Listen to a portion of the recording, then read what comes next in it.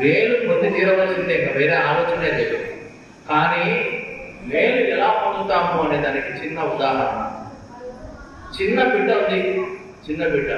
ఆ బిడ్డ కోసం పాలు కాంచాలి. మన ఇంట్లో పాలు కాంచుతాం. పాలు కాంచిన తర్వాత అమ్మ నా కోసమే కాంచిందని చెప్పి గిన్నె దగ్గర పోయి పట్టుకుంటుంది అనుకో, ఏమవుతుంది? కాలుతుందా? కాలుతుంది కదా. కానీ అమ్మ పాలు కాంచి చల్లార్చి దాంట్లో ఏమేమేమి కలపాలో కలిపి ఆ బిడ్డకి ఇచ్చేదానికి శ్రేయస్కరం అవుతుంది. ఆ బిడ్డకి ఇవ్వడం అనేది శ్రేయస్కరం అవుతుంది అప్పుడు, అవునా కదా? అంత లోపల వెళ్ళి ముట్టుకుంటే ఏమవుతుంది? కాలుతుంది. బాబా దగ్గర కూడా అంతే. వచ్చిన తర్వాత నాకు అది తీర్చలేదు ఇది తీర్చలేదు కాదు క్వశ్చన్. నీకు అన్ని సవ్యంగా చేయడానికే ఆయన కన్న తండ్రి మాది కూర్చున్నాడు, కన్న తల్లి మాది కూర్చున్నాడు. ఆయన అన్నీ నీకు చేసి పెట్టడానికే. కాబట్టి నీకు ఏ సమయంలో ఏం చేయాలో నీకంటే ఆయనకి ఎక్కువ తెలుసు. కాబట్టి పరిగే పాల కోసం పరిగెత్తుకుంటా పోయి ఒళ్ళు కాల్చుకుంటావా? ఆయన ఇచ్చే పాల కోసం కాసేపు ఆగి మధురంగా అమృతంగా ఉండే ఆ పాలను ఆస్వాదిస్తావా? నిర్ణయించుకోవాల్సింది మనమే. అంటే ఆయన దగ్గరికి వచ్చి మేలు పొందని వాడంటూ ఒక్కడూ లేడని చెప్తూ ఆయన అందరికీ ఏమేమి సమకూరుస్తున్నాడో, ఎలా సమకూరుస్తున్నాడో, ఎంత యువశక్తితో సమకూరుస్తున్నాడో ఒకసారి మనం బేజర్ చేసుకుంటే అప్పుడు ఆయన గొప్పతనం మనకు అర్థమవుతుంది. అలాగే ఇప్పుడు మనం అందరం వచ్చాం. అలాగే బాబా దగ్గర కూడా చాలా మంది వచ్చేవాళ్ళు. బాబా శరీరంతో ఉన్నప్పుడు బాబా దగ్గర శరీరంతో ఉన్నప్పుడు చాలా మంది కూడా వచ్చేవాళ్ళు. అలాగా మనము బాబా సస్వరూపంగా పాదుకల రూపంలో ఇక్కడ ఉన్నాడు. పాదుకల రూపంలో శరీరంతో బాగా వచ్చినట్టు లెక్క. ఆ పాదుకలు అంటే బాబా శరీరంతో వచ్చినట్టు లెక్క. అలాంటి ఆయన దగ్గర మనం ఎలా మెలగాలి, ఏ రకంగా మెలగాలి? శరీరంతో వచ్చినప్పుడు ఎలా ప్రవర్తిస్తాం, మనం ఎలా ప్రవర్తిస్తాం, ఎలా మెలగాలి, ఇవన్నీ కూడా తెలుసుకోవాలి. అలాగే సాయినాథం దగ్గరికి వచ్చి ఎంతో మంది ఎన్నో మేలు పొందే సమయంలో మహాత్సాపతిని చాలా పేద వ్యక్తి, ఖండోబాలయ పూజారి, ఆయన కూడా బాబా దగ్గరికి వచ్చేవాడు. బాబాకు నామకరణం చేసిందే ఆయన. బాబా మొట్టమొదటిసారి షిరిడీలో పాల్గొన్నప్పుడు ఖండోబా ఆలయ దగ్గర దిగితే ఆవో సాయి అని చెప్పి నామకరణం చేసిందే ఆయన. అలాంటి ఆయన ఆ పేరుకుండే గొప్పతనం, ఆ 2 అక్షరాలు ఉండే గొప్పతనం, సర్వకర్మను నాశనం చేసి నిన్ను ముక్తిధామంలో నడిపించే గొప్పతనం ఆ పేరుకుండే గొప్పతనం. అలాంటి పేరును నామకరణంగా ఆయనకి ఇచ్చాడు. ఎవరిచ్చింది? బాపనయ్య రూపంలో ఉండే మహాస్థాపతి. ఆయన బాపనయ్య ఆయన బ్రాహ్మణుడు ఏం చేసినాడు? అఖీల్ వేషంలో ఉండే ఆయనకు సాయి అని నామకరణం చేశాడు. ఆ నామము శాశ్వతమైపోయి స్థిరమైపోయి మన హృదయాంతరాల్లో పేట్లగిపోయి మారుమోగే విధంగా తయారైపోయిన నామకది.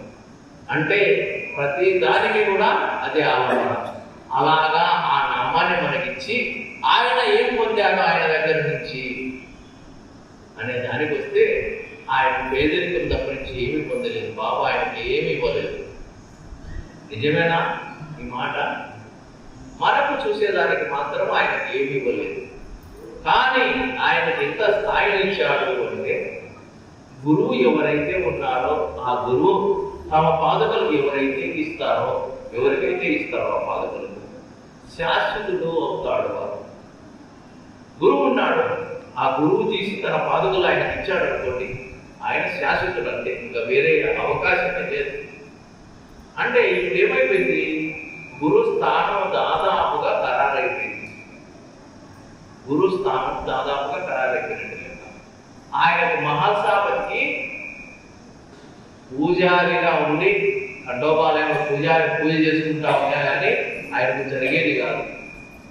అట్లాంటప్పుడు బంగారు వృత్తి ఎంచుకున్నాడు కొన్ని రోజులు. ఆ బంగారు వృత్తిలో కూడా సంపాదన లేకపోయింది. అలా సంపాదన లేకపోతే బాబా ఏం చేశారంటే భిక్షాటన చేసుకోమన్నాడు. బాబా భిక్షాటన చేసుకుని కొన్ని రోజులు జీవించాడు. అపరిగ్రహణంగా ఇచ్చే ఏ వస్తువు తీసుకోవద్దని బాబా ఆదేశించాడు. ఎవరైనా డబ్బులు ఇస్తా ఉంటే తీసుకోవద్దని చెప్పేశాడు బాబా.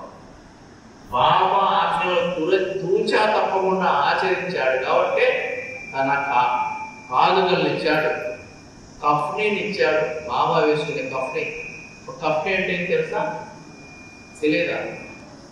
గౌన్, బాబా వేసుకునే గౌన్ అది ఇచ్చాడు. ఒక చిలుము గుట్టం ఇచ్చాడు. రాముడి ముద్రణ పొందిన ఒక నాణ్యాన్ని ఇచ్చాడు బాసాబు బాబా. సాక్షాత్తు ఆ పాదుకలే మనం ముందున్న పాదుకలు. వీటి గొప్పతనం ఏమో ఒకసారి వింటే, గురువుల పాదుకల గొప్పతనం ఏమో ఒకసారి వింటే ఆశ్చర్యం వేస్తుంది.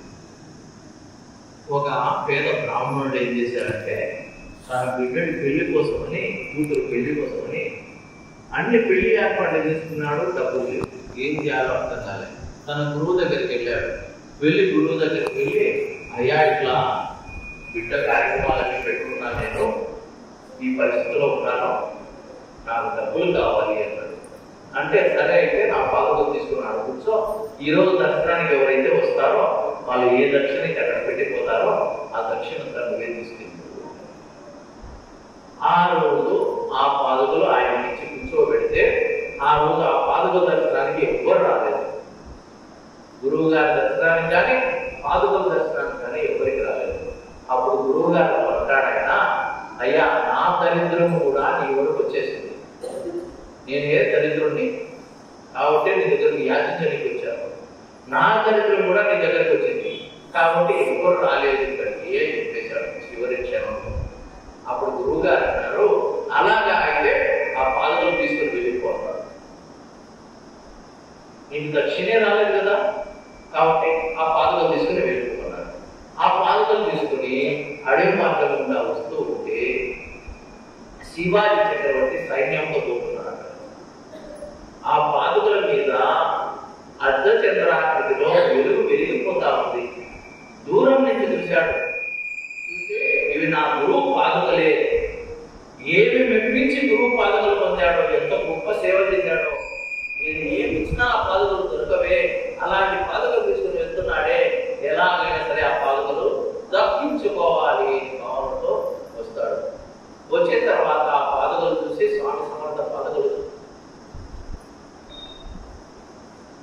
ఆ పాదుకలు చూసి వచ్చిన తర్వాత ఆ పాదుకలు నమస్కరించుకుని, స్వామి ఎక్కడి నుంచి వస్తున్నావు, నా గురువు పాదుకలు నాకు అనిపిస్తుంది, ఎక్కడి నుంచి వస్తున్నావు అంటే అప్పుడు చెప్తాడు, ఆ గురువు పాదుకలే అని చెప్తాడు.